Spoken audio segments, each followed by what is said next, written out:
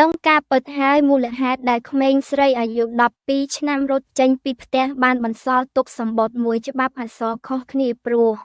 ក្មេងស្រីរុនច័ន្ទរស្មីអាយុតែ12ឆ្នាំដែលរត់ចេញពីផ្ទះត្រូវបាននគរបាលរកឃើញនិងបានប្រគល់ជូនឪពុកម្ដាយវិញហើយនៅរសៀលថ្ងៃទី12ខែមីនាឆ្នាំ2025ខាងក្រោមនេះជារបាយការណ៍របស់អធិការដ្ឋាននគរបាលខណ្ឌទួលគោកស្ដីពីករណីក្មេងស្រីអាយុ12ឆ្នាំរត់ចេញពីផ្ទះមានអាសយដ្ឋាននៅក្នុងមូលដ្ឋានសង្កាត់ទឹកល្អក់ទី3ខណ្ឌទួលគោកនៅថ្ងៃទី11ខែមីនាឆ្នាំ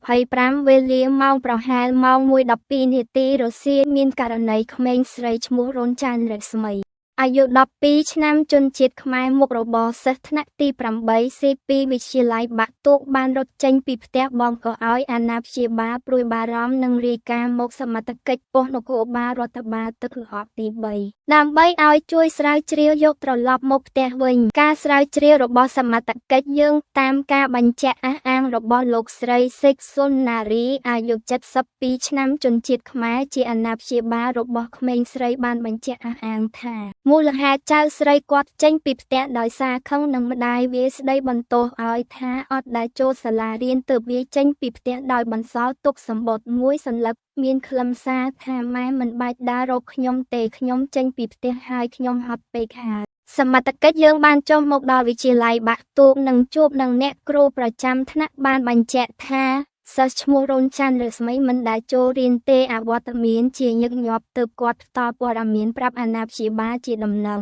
នៅម៉ោងប្រហែលម៉ោង 12:40 នាទីនាថ្ងៃទី12ខែមីនាឆ្នាំ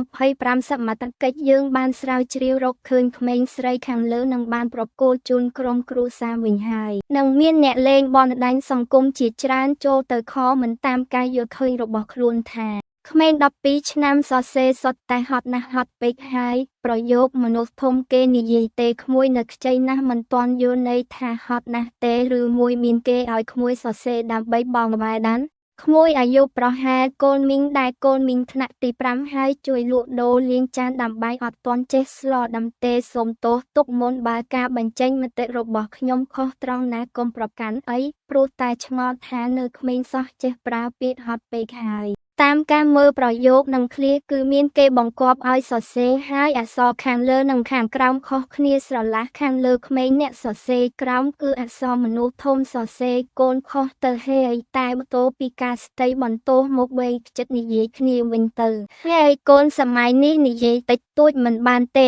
ចឹងបន្ទោពីស្ដីមកនិយាយរកដំណោះស្រាយដែលទទួលជាមិត្តឲ្យវាម្តង